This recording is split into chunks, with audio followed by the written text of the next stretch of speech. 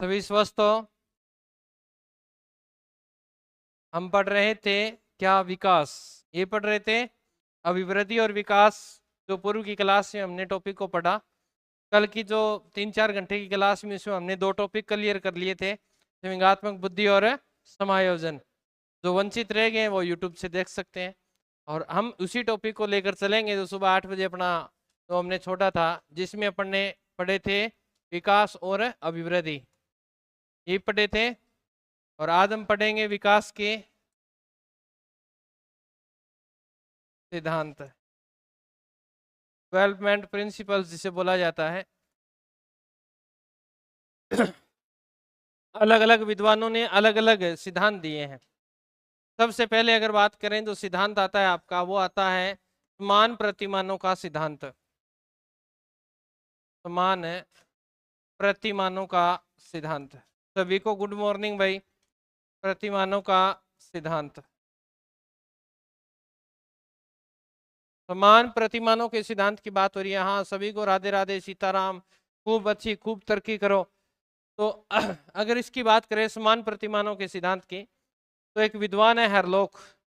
हरलोक ये कहते हैं कि समान जाति के, समान जाति का अर्थ है जैसे मानव जाति है, जैसे शेर की जाति है, गाय की जाति अलग अलग है।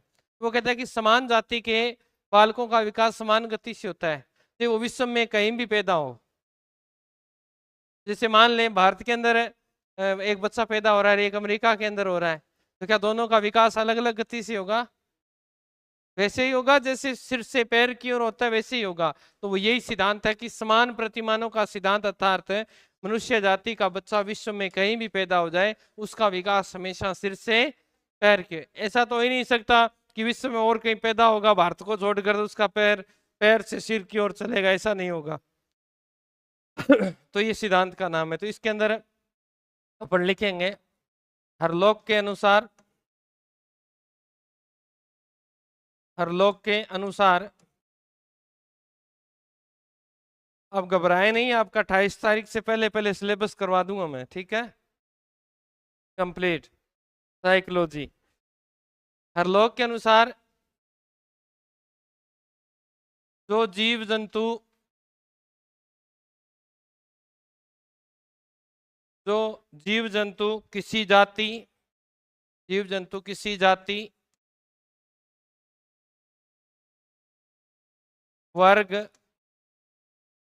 जाति वर्ग से संबंध रखता है, से संबंध रखता है।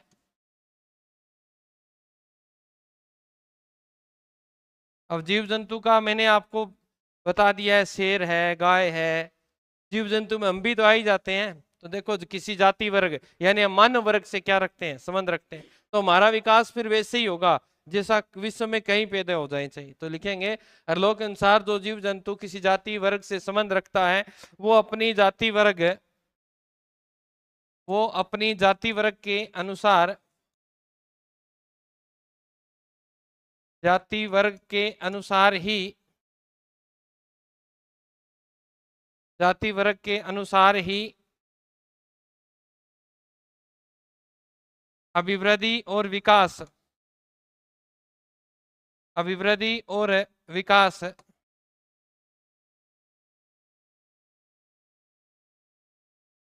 को प्राप्त करता है।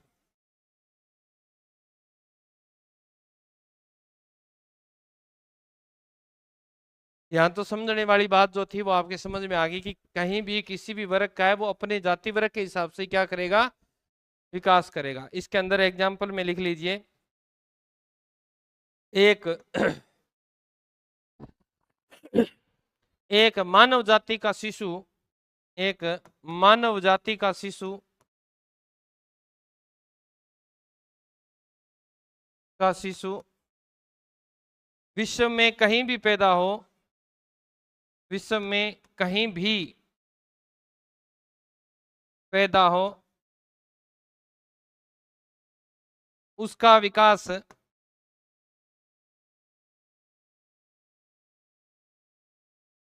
उसका विकास एक निश्चित क्रम, एक निश्चित क्रम कौन सा होता है? निश्चित क्रम के अनुसार ही होगा, के अनुसार ही होगा।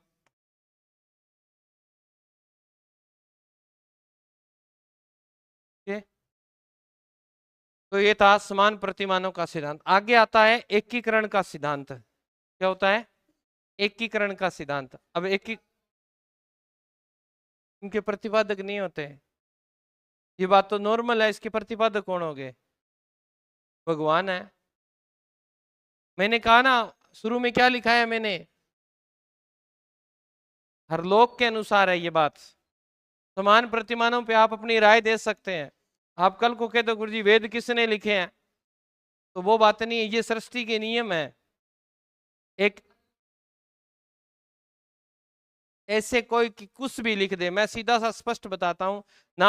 आज तक आपको कोई पूछा गया है किसके सिद्धांत का प्रतिपादक कौन है? अब मैं कह दूं निरंतरता का नियम का प्रतिपादक कौन है, आप कह दो किसी का नाम रख दो। पता है सृष्टि क्या चलेगी? लगातार चलेगी। तो मैं कह दूं निरंतरता, मैं कैसा सृष्टि बनाती है, और ये सृष्टि का ही नियम है, अपना नियम नहीं बनाया हुआ। नंबर 2, अब कई विद्वान इसको अलग अलग लिख देते हैं, अब मैं आपको अलग अलग कराऊंगा। कई विद्वान इसको एक में ही सल्टा देते हैं, एकीकरण का सिद्धांत। तो सबकी थ्योरी अलग अलग होती है, जहां से प्रश्न आना है वो मैं अपने आप बता दूंगा कि यहां से आएगा। एकीकरण का सिद्धांत क्या होता है? एकीकरण, एकीकरण के सिद्धांत की बात हो रही है कि एकीकरण का जो सिद्धांत होता है विकास में किस प्रकार काम करता है। इसमें बालक पहले क्या करता है? सामान्य क्रिया करता है। क्या करता है? सामान्य। और उसके बाद में किस ओर बढ़ता है? विशिष्टता की ओर बढ़ता है। कैसे? शुरू में बालक को, जो मैंने अपन शुरू में विकास पढ़ रहे थे उसमें बताया, जब बालक को कोई भी कार्य दिया जाता है तो वो हाथ से करने का प्रयास करता है, पैर से करने का प्रयास करता है, मुख से करने का। शुरू में जब हम ये पेन पकड़ाते हैं तो वो किस तरह से पकड़ता है? इस तरह से पकड़ता है।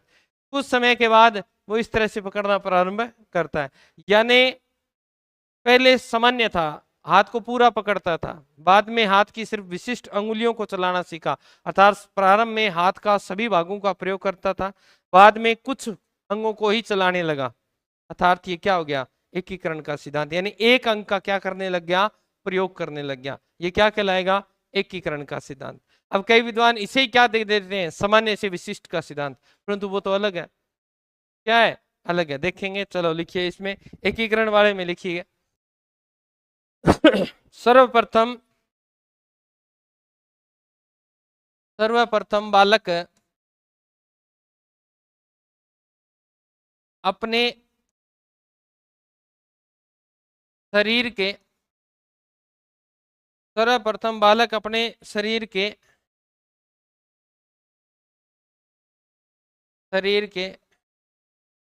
सभी अंगों, सॉरी सिर लिख दिया क्या? अपने शरीर के सभी अंगों का प्रयोग करता है।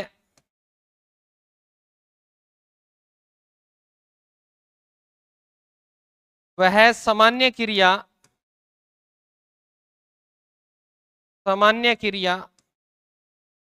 में हाथ, पैर, मुंह, हाथ, पैर, मुंह आदि से सभी कार्यों को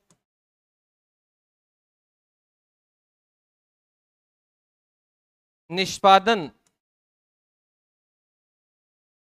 करने का प्रयास करता है।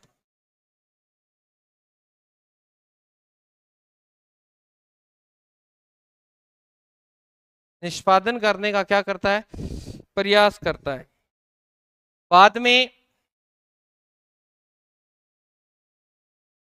बाद में किसी वस्तु को पकड़ने के लिए शरीर के विशेष अंग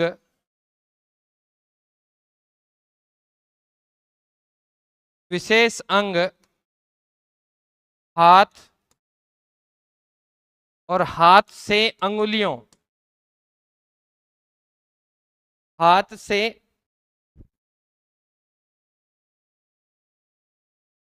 अंगुलियों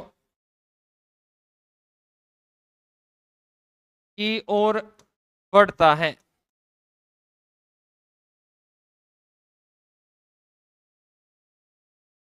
सही बात है। ऐसा किसी छोटे बालक को देखना और उसे कोई वस्तु पकड़ाना, वो लात से भी पकड़ लेता है, शुरू शुरू में मुंह से पकड़ लेता है। काम क्या आना चाहिए पकड़ने के लिए? हाथ आना चाहिए, हाथ ही आना चाहिए। और हाथ का कौन सा भाग? अंगुलियां आनी चाहिए। तो कई बार हथेली से पकड़े रखता है। तो ध्यान रखना, ये कुछ समय के बाद तो वो छोड़ देता है, ये भी देखना। शुरू शुरू में जब बच्चे को दूध का निपल पकड़ाया जाता है ना, तो वो पहले तो हाथ से प्रयास करता है, कई बार वो लात से ही पकड़ लेता है। फिर कुछ समय के बाद उसे पता चलता है इतनी मेहनत क्यों करनी है, एक हाथ से पकड़ेगा निपल को ऐसे। कुछ समय के बाद फिर वो इन अंगुलियों से पकड़ लेगा, और कुछ समय के बाद दोनों हाथ यहाँ होंगे, निप्पल मुंह में होगा और खेल रहा होगा, साथ में दूध पी रहा होगा। तो यानी वो विशिष्ट अंग का प्रयोग करना सीख गया। तो ये क्या कहलाएगा? आपका एकीकरण का सिद्धांत कहलाएगा। नंबर 3, और ये मैंने पहले भी कहा था, इंपॉर्टेंट करके लिख लीजिएगा, पेपर में प्रश्न यहां से पूछेगा। सामान्य से, सामान्य से विशिष्ट, सामान्य से विशिष्ट का सिद्धांत। अब ध्यान रखिएगा, ये प्रश्न उलझाता कैसे है वो, क्योंकि ये दोनों चीजें अपने सिलेबस में लगती हैं। कौन कौन सी? सामान्य से विशिष्ट का सिद्धांत भी लगता है और विशिष्ट से। अब ये बात मैंने आपको उस दिन एक ट्रिक के माध्यम से बताई थी कि जब विकास की बात आई सीधे, तो ध्यान रखना यहाँ किससे समाप्त कर रहे हो? तय से। और यहाँ किससे स्टार्ट करना है? तो ध्यान रखना, विकास हमेशा किस ओर से किस ओर होता है? सामान्य से विशिष्ट की ओर। परंतु अगर वो नैतिक विकास की बात करें, किसकी बात करें? नैतिक विकास की, तो ध्यान रखिएगा ये उल्टा हो जाएगा। नैतिक विकास की बात कर रहा है तो किस ओर से होगा? विशिष्ट से सामान्य की ओर। तो प्रश्न को ढंग से पढ़ना है। अगर वो नैतिकता की बात कर रहा है तो आपको ध्यान रखना है, क्या रखना है? विशिष्ट से सामान्य। अगर वो सामान्य विकास की बात कर रहा है तो फिर सामान्य से विशिष्ट की ओर। तो ये बात आप ध्यान रखेंगे। और हर बार पेपर में यहां से एक प्रश्न पूछता है और हर बार उड़ जाता है, तो अब की बार आपको नहीं उड़ना है, ठीक है? तो लिखेंगे इसमें, हर लोक के अनुसार, हर लोक के अनुसार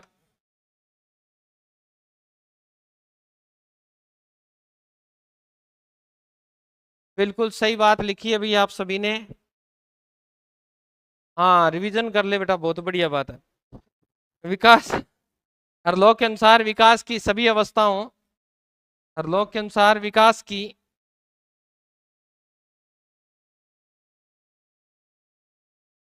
सभी अवस्थाओं,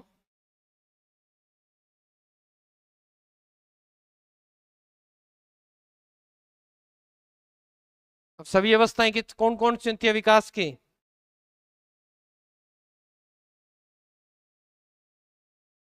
विकास की अवस्था पूछ रहा हूं मैं। शेषवावस्था, बाल्यावस्था, किशोरावस्था, प्रौढ़ावस्था, ठीक है? तो ये क्या कह रहा है? लोक के अनुसार विकास की सभी अवस्थाओं में, देखिए, विकास सामान्य से विशिष्ट की ओर होता है, में विकास सामान्य से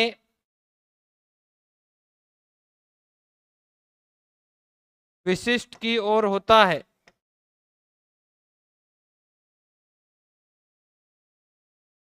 सामान्य से विशिष्ट की ओर होता है। इस सिद्धांत के अनुसार बालक,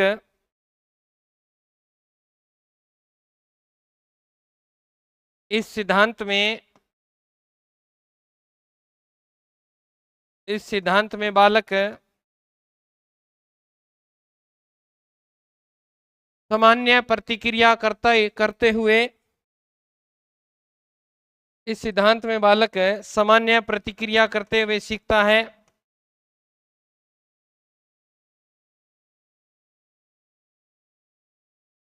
करते हुए सीखता है और बाद में विशिष्ट गतिविधियों में और बाद में विशिष्ट गतिविधियों में विशिष्ट गतिविधियों से बाद में विशिष्ट गतिविधियों से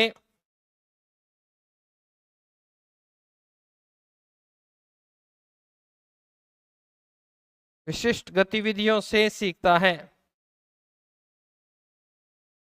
कैसे? एक एग्जांपल से समझते हैं। है सेम से, दोनों के नाम अलग अलग है। कैसे? ये देखो, सबसे पहले अगर बात करें, स्कूल जाता है बालक, स्कूल से पहले हम उसे कहाँ भेजते हैं? आंगनवाड़ी या बालवाड़ी में भेजते हैं। कई गार्जियन नहीं भेजते तो स्कूल में भेजते हैं। क्या स्कूल में जाते हैं उसे कह या A4 लिखना सिखा देते हैं? नहीं, उसे स्वतंत्र छोड़ा जाता है, जिसे नर्सरी क्लास बोला जाता है। उसे कहा जाता है कुछ भी लिख, तो बालक क्या करता है? कभी उल्टा लिखता है, कभी ऐसे लिखता है, कभी लाइनें खींचता है, कभी टेढ़ी मेढ़ी लाइनें खींचता है, ऐसे करता है ना। सामान्य क्रियाएं कर रहा है, सामान्य तो हो रही है। उसके बाद में विशिष्टता की ओर कैसे लेके जाएंगे? अध्यापक इन्हीं को कॉपी में लिख के देना प्रारंभ करता है। कैसे? पहले ये देगा, देता है ना, कॉपी देखना उनकी, फिर ये देता है, फिर इस तरह से देता है, होता है, फिर इस तरह से करके इस तरह से देता है, और धीरे धीरे वो आकृतियों को बदलता है। फिर गोल ये आकृतियां देता है, फिर इसको इस तरह की आकृति देता है, ये देता है। यानी शुरू में बालक जिस प्रकार की क्रियाएं कर रहा था, अभी अक्सर नहीं सिखा रहे हैं उन्हें, जैसा बालक चाहता है वैसा ही करवाया जाता है। और कुछ समय के बाद फिर उसे क्या किया जाता है? फिर इस तरह से, क्या बोलते हैं इन्हें?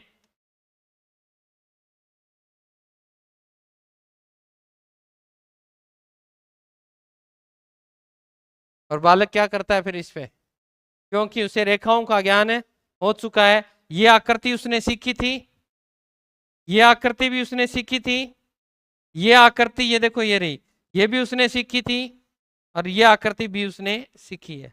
और क्या बनाना सीख गया? वो क्या बनाना सीख गया। ये विशिष्टता की ओर गया कि नहीं गया? तो अध्यापक सिखाता है, फिर इसी चीज को अध्यापक 3-4 भागों में तोड़ के सिखाता है। कहता है ये क्या है? गुरुजी अंडा है जी, कुछ कुछ भी बना लेता है, बैलून है, गुब्बारा है। और ये डंडा देखो यहाँ पे हमने इस तरह से खड़ा कर दिया एक लकड़ी के साथ, दिख रहा है ना? हाँ जी। तो फिर हम कहाँ से कहाँ चले गए? ये देखो नीचे आ गए, ऊपर आपको इस तरह करना है। अलग अलग तरीके मेथड है, खेल विधि जिसे बोला जाता है, खेल विधि से भी सिखाए जाते हैं। तो इनमें कितनी चीजों का ज्ञान हुआ? एक तो से इस चीज का ज्ञान हुआ कि ये क्या है? शून्य।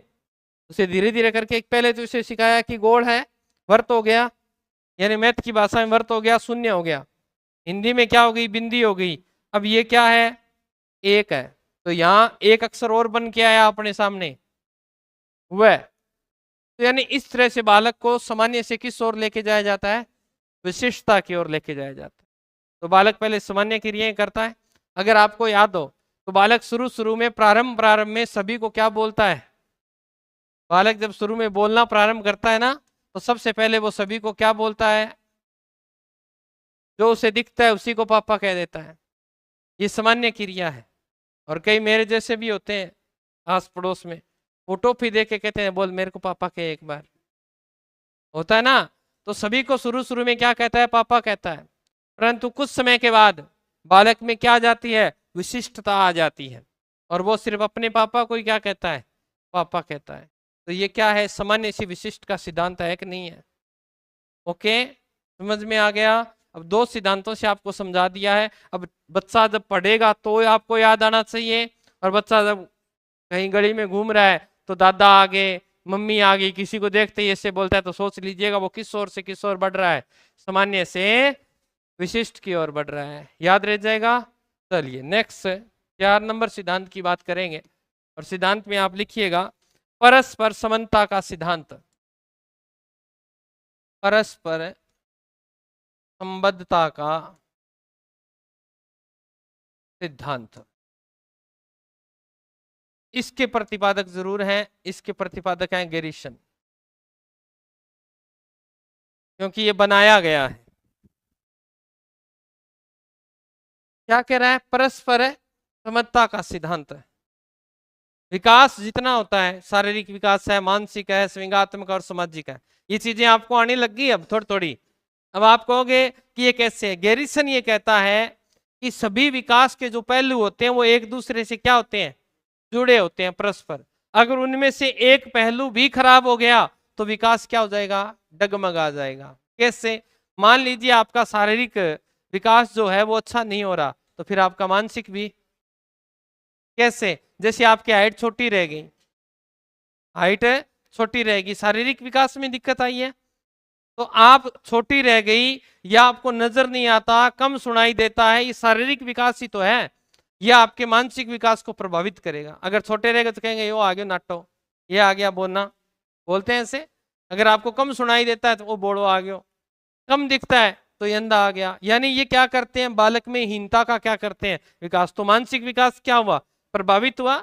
फिर बालक अकेला रहेगा, कटा कटा सा रहेगा, तो उसमें अगर कटा कटा रहेगा तो संवेगात्मक विकास भी क्या हो गया? फिर डाउन हो गया। वो अपने जो भाव है मन के वो बोल ही नहीं पाएगा, और वो बोल नहीं पाएगा तो फिर समाज में किस तरह से अपने व्यवहार को प्रतिपादित करेगा? तो सारे विकास क्या है? एक दूसरे से जुड़े हुए हैं। आपका मानसिक स्वास्थ्य, शारीरिक स्वास्थ्य बहुत बढ़िया है, परंतु आप सोचते बहुत ज्यादा है, टेंशन बहुत ज्यादा लेते हैं, तो फिर बताओ, फिर भी प्रभावित होगा। अगर आप टेंशन ले रहे हैं तो आपका शारीरिक विकास, आपको भूख कम लगेगी, तो आप ऐसे होने लग जाओगे धीरे धीरे। इसीलिए सारे विकासों को क्या करना है? अच्छी तरह से मेंटेन। तो यही बात किसने कही है? गैरिसन ने कही है। तो आप लिखिएगा इसमें कि विकास की प्रक्रिया विकास की प्रक्रिया प्रक्रिया में विकास के सभी पक्ष एक दूसरे से जुड़े हुए हैं।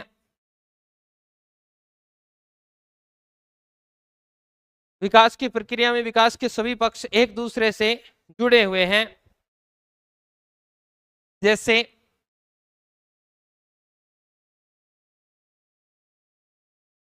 शारीरिक विकास, मानसिक विकास,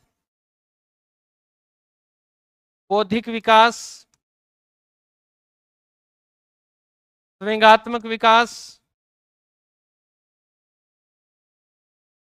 व समाज, इसमें और सारे बहुत सारे आ सकते हैं। सामाजिक विकास परस्पर क्या है? सभी एक दूसरे से जुड़े हुए हैं, तो इसीलिए इसको क्या नाम दे दिया? परस्पर समता का सिद्धांत। तो लिख लीजिए, सामाजिक विकास एक दूसरे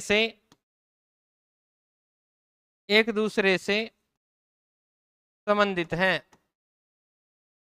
इनमें से एक की गति भी बिगड़ गई तो आपका विकास प्रभावित हो गया।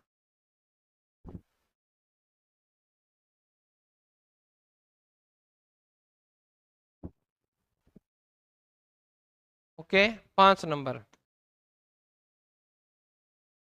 व्यक्तिगत भिन्नता का सिद्धांत।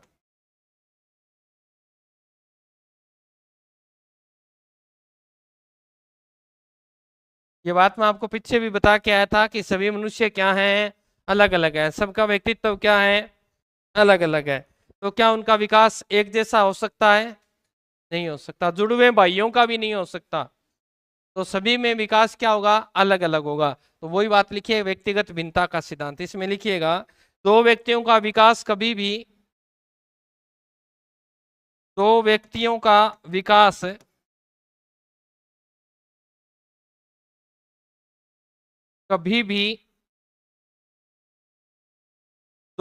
का विकास कभी भी एक समान नहीं होता। एक समान नहीं होता।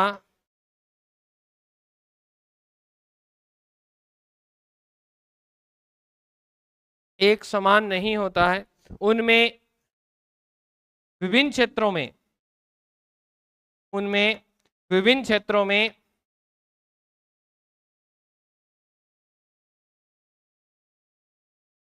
अंतर पाया जाता है। अंतर पाया जाता है।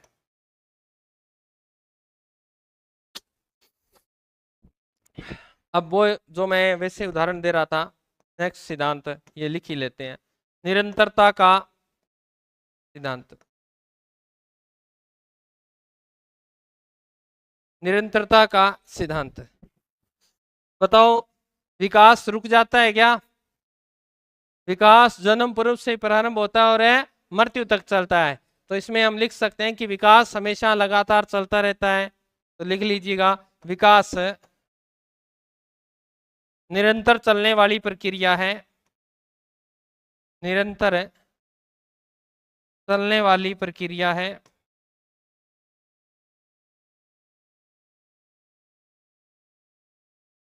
निरंतर चलने वाली प्रक्रिया है जो कहां से कहां तक चलती है? गर्भावस्था से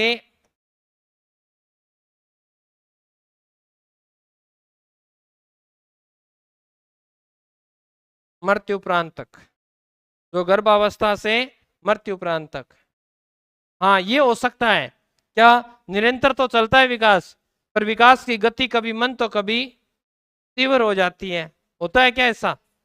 आपने देखा होगा, शुरू में बालक बड़ी जल्दी ग्रोथ करता है 5-6 साल तक, क्योंकि उस समय वो सीखने की आयु है उसकी सबसे ज्यादा। अगर मैं मानूं कि बालक कब सीखता है, तो ध्यान रखिए वो शैशवावस्था में सीखता है, क्योंकि उसे बैठना नहीं आता था, चलना नहीं आता था, बोलना नहीं आता था, खाना नहीं आता था।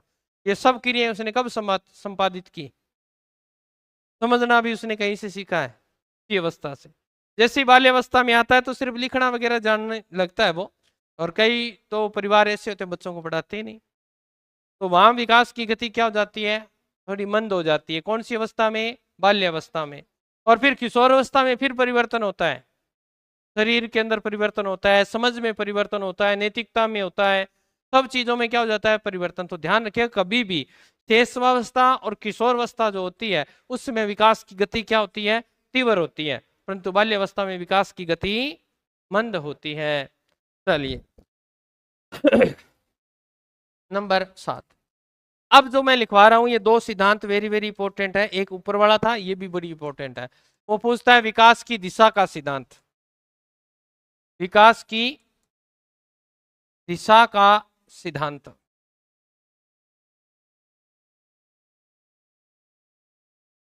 विकास की दिशा का सिद्धांत। तो पहला बताओ कौन सा सिद्धांत होता है विकास की दिशा का? और सबने रट्टा मार रखा है सिर से पैर की ओर। मैं ये पूछ रहा हूं इसका ए पार्ट कौन सा है? क्या नाम देते हैं इसको? दो दो सिद्धांत होते हैं, फेडोकोडल भी होता है। अब देखो हम देखते हैं, दोनों देख लेते हैं। हिंदी में नाम जरूरी है क्योंकि पेपर हिंदी में आता है लगभग। मस्तकोधमुखी, जिसे क्या बोलते हैं? सिफेडोकोडल। क्या बोलते हैं?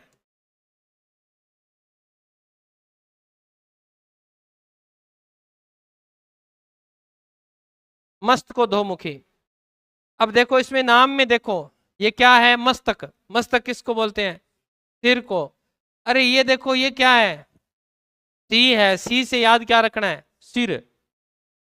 इंग्लिश में भी लिख सकता था, परंतु फिर आपको बोलने में यहाँ ये ट्रिक नहीं बता पाता। सिफेडोकोडल जो होता है वो सी से सिर की ओर। तो विकास की दिशा किस ओर से किस ओर हुई?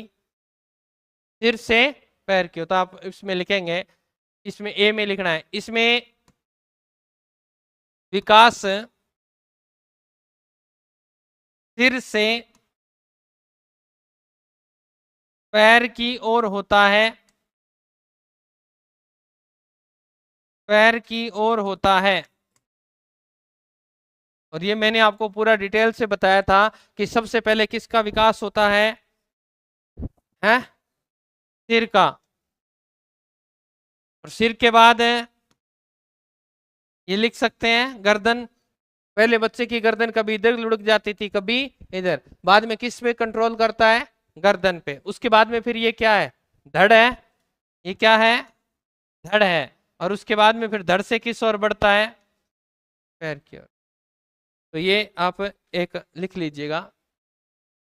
अगर आप इसमें बाई चांस आपको कोई उड़ जाना चाहे, वैसे पूछेगा तो नहीं है, फिर भी आप लिख सकते हैं हाथ का पहले होता है और पैर का बाद में होता है, ये भी आप लिख सकते हैं।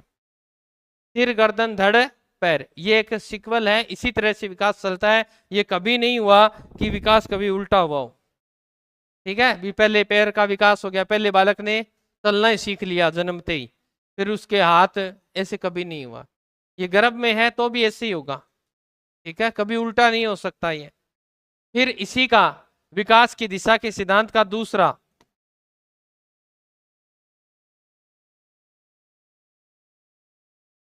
दूराभिमुखी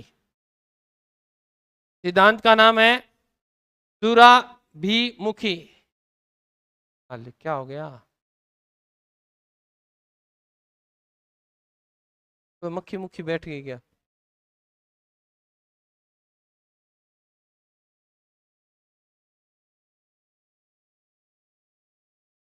सारा ही कर दिया खराब है। समीपस्थ दूराभिमुखी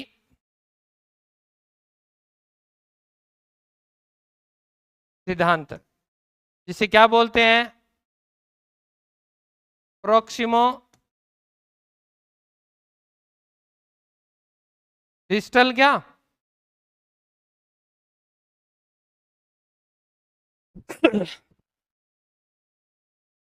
क्या नाम दे रहा है? समीप से किस ओर जा रहा है? यानी अगर मैं कहना चाहूं तो इसमें विकास केंद्र से बाहर की ओर होगा, केंद्र से बाहर की ओर होगा। कैसे होगा? इसका एक नाम और आता है,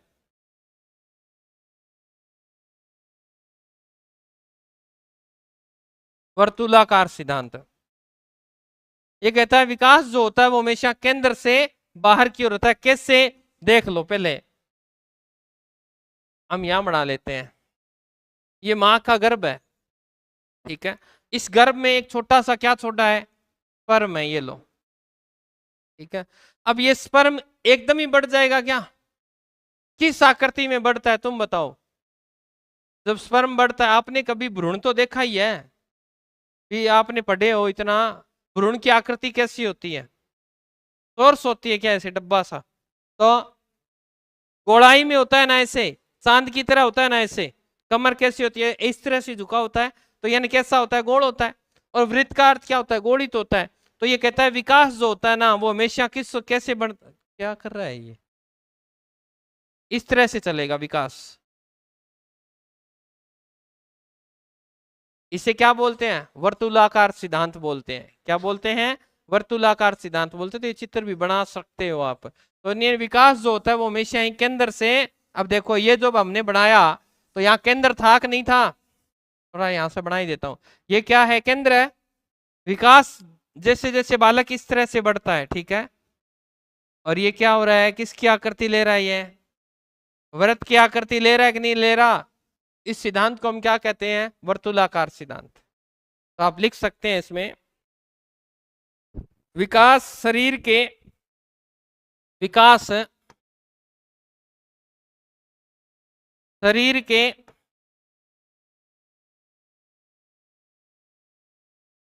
मध्य भाग,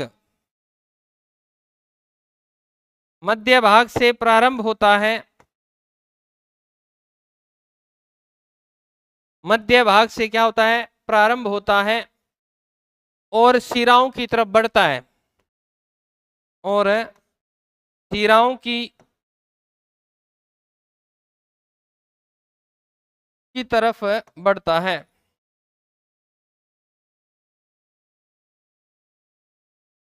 सही बात है। तो आप इसे लिख सकते हैं केंद्र से बाहर की ओर, ऐसे भी लिख सकते हैं। तो ये आप लिख सकते हैं, इसको आप, अंग्रेजी है ना ये, इसको आप सर्च मारोगे ना तो इसका अर्थ ये निकल के आएगा, केंद्र से बाहर की ओर। और यहां से प्रश्न आपको पूछेगा, कन्फर्म पूछ लेता है, केंद्र से बाहर की ओर। परंतु अब आप ये समझिए, साइंस वाले यहां अगर कोई बैठा है तो मुझे ये बताइएगा कि जैसे मैंने ये उदाहरण लिया था कि ये बिंदु है और इस बिंदु से एक इस ओर जा रहा है बाहर की ओर ऐसे, तो साइंस में इसे क्या कहते हैं? क्या कहते हैं भाई? कोई बैठा साइंस का पढ़ी नहीं साइंस हमने कभी?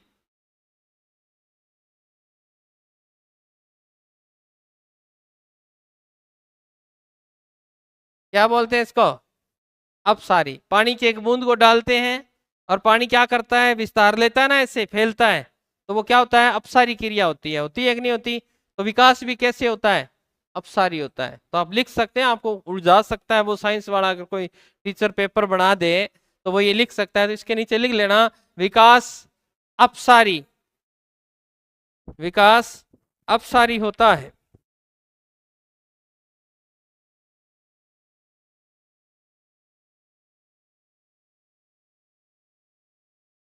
ये दोनों इंपॉर्टेंट है जो पेपर में पूछेगा, एक सामान्य वाला इंपॉर्टेंट है, यहां से पेपर में हर बार प्रश्न पुट करता है वो, या आप किसी का दे देना, सेंट्रल गवर्नमेंट का भी दे देना सही, यहां से ही प्रश्न आते हैं। बाकी सिद्धांत तो ऐसे ही बनाए गए हैं ताकि थोड़ा सा टॉपिक बढ़िया लगे। ठीक है, कितना नंबर हो गया, 7। आठवां लिखें, आठवां लिखें, विकास की विभिन्न गति का सिद्धांत, विकास की विभिन्न गति का सिद्धांत। ये मैं पीछे बता के गया था आपको, वही सिद्धांत बन गया, ये देखो, गति का सिद्धांत। कौन थे, डगलस, वह हॉलैंड के अनुसार विद्वान है ये, हॉलैंड के अनुसार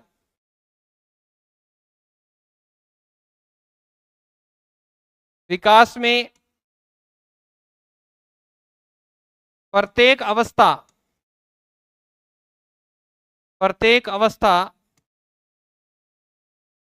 प्रत्येक अवस्था के, प्रत्येक अवस्था की अपनी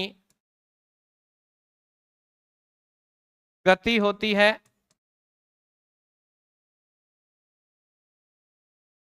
जैसे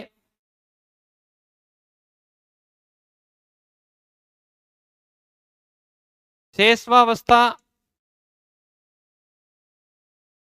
वह किशोर अवस्था में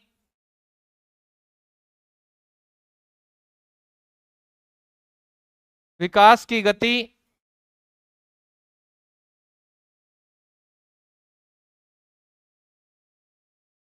तीव्र तथा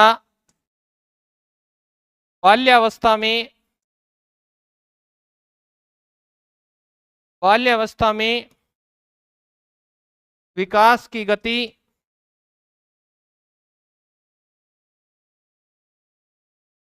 मंद होती है, विकास की गति मंद होती है, ये बात मैंने आपको बताई थी। सेकंड लास्ट लिखेंगे, 9वां, विभिन्न अंगों की गति का सिद्धांत, विभिन्न अंगों की गति का सिद्धांत।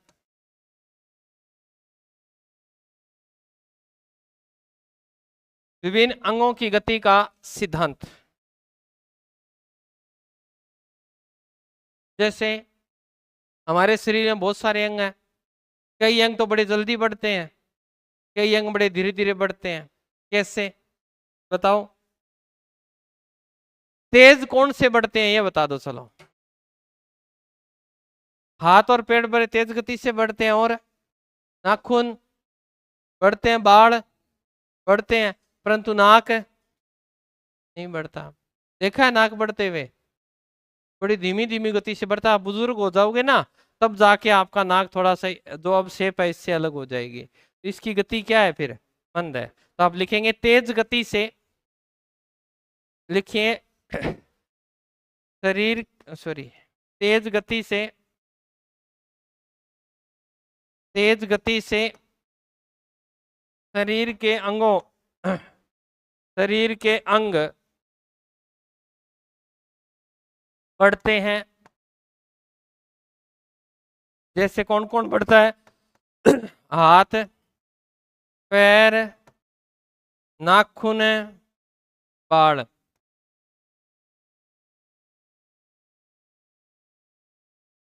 फिर आप लिखेंगे शरीर के कुछ अंग धीमी गति से विकसित होते हैं या बढ़ते हैं।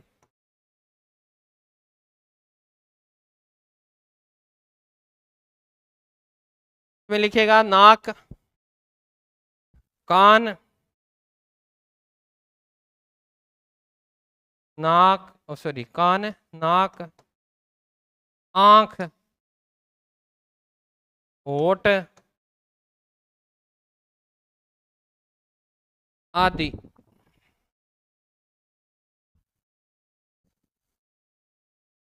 हो गया। अब जो सिद्धांत आएगा, ये जो सिद्धांत है यहां से प्रश्न पूछा जाता है। ठीक है, सिद्धांत का नाम है वंशानुक्रम व वातावरण का सिद्धांत। और यहाँ प्रश्न कैसे पूछा जाता है, बड़े गजब तरीके से पूछा जाता है। क्योंकि हम बात करें, विकास की बात हो रही है अपनी। ओहो हर्षिता, आपने अभी बताया, ये तो हम 3 दिन पहले ही बता गए थे बेटा कि विकास में गुरुजी क्षति भी होती है, तो हमने तो ये बता दिया। अब का लेट हो बेटा, आप क्लास डेली लगाया करो ताकि आपको पता चले कि क्लास में क्या करवाया जा रहा है। अब देखो ये समझिएगा, क्योंकि ये टॉपिक है आगे, जस्ट इसके आगे टॉपिक यही शुरू करेंगे, वंशानुक्रम और वातावरण, ये टॉपिक स्टार्ट करेंगे। तो सबसे पहले अपन देख लेते हैं वंशानुक्रम वातावरण का सिद्धांत क्या कहता है। कोई भी विकास होता है ना, इन दोनों की अंतः क्रिया से होता है, इतनी बात है। किसकी अंतः क्रिया से? वातावरण और वंशानुक्रम की अंतः क्रिया से होता है। क्या यह बात सही है? वो आपसे ये पूछेगा कि वातावरण और वंशानुक्रम विकास के कौन से पहलू हैं? गुणात्मक पहलू हैं, योगात्मक पहलू हैं, ऋणात्मक पहलू हैं, या विभाजात्मक पहलू है?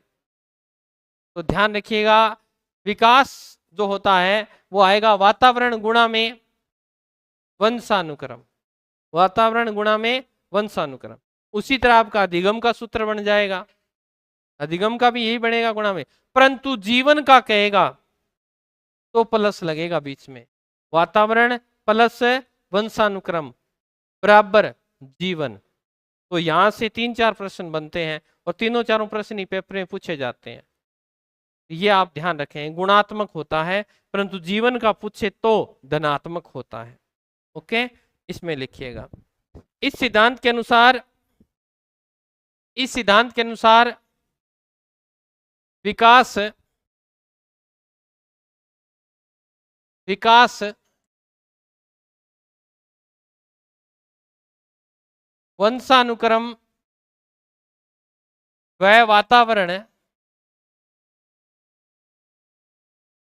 वातावरण की अंतः क्रिया है, अंतः क्रिया है।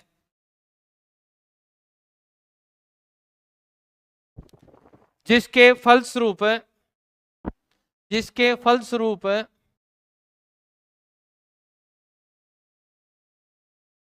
जिसके फलस्वरूप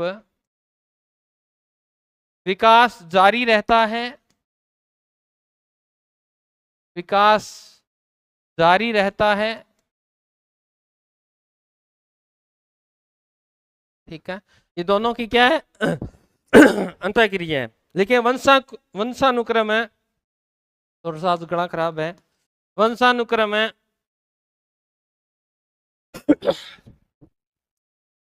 वंशानुक्रम है हमारी संरचना का निर्माण करता है,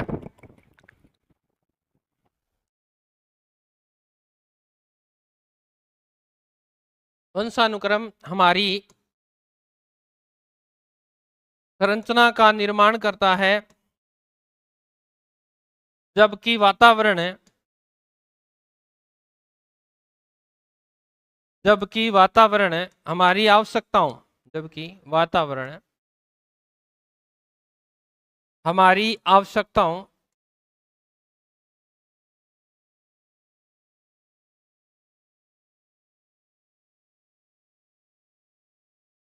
की पूर्ति करने में, पूर्ति करने में सहायक है।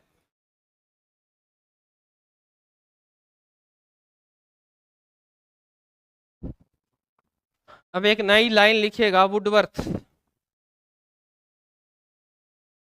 वुडवर्थ की परिभाषा लिखेंगे। वंशानुक्रम, सॉरी, विकास, वंशानुक्रम, वंशानुक्रम व वातावरण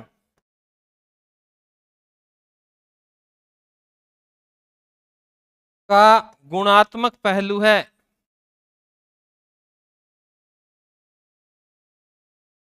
क्या है? गुणात्मक पहलू है। कैसे? देखो सूत्र आता है पेपर में, ये विकास बराबर वंशानुक्रम गुणा में वातावरण। सूत्र ऐसे कैसा ही आता है। दूसरा लिखें, विकास में, विकास वंशानुक्रम को हम क्या कह सकते हैं, पीछे करवा के आया हूं, ऑटोमेटिक होती है शरीर में, क्या, जिस पर किसी का कोई नियंत्रण नहीं होता।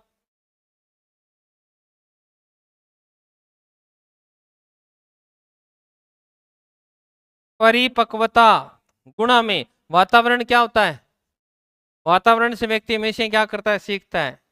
तो क्या बना? अधिगम। ये सूत्र भी आपके पेपर में पूछा गया है। तो विकास बराबर है परिपक्वता गुणा में अधिगम। परंतु इंपॉर्टेंट तीसरा, अगर वो जीवन का पूछ ले आपको कि जीवन क्या है, तो ध्यान रखिएगा ये है वंशानुक्रम, या आनुवंशिकता भी लिख सकता है वो, वंशानुक्रम प्लस वातावरण। इन दोनों के योग से क्या होता है? जीवन संभव होता है। ये दुनिया में लेके आते हैं, वंशानुक्रम दुनिया में लेके आएगा, और फिर वातावरण आपको जीने का क्या करेगा? मौका देगा। तो उससे क्या बनेगा? जीवन बनेगा। ठीक है, तो ये बात आपको ध्यान रखनी है। तो ये अपना टॉपिक था विकास के सिद्धांत। हो गया कंप्लीट।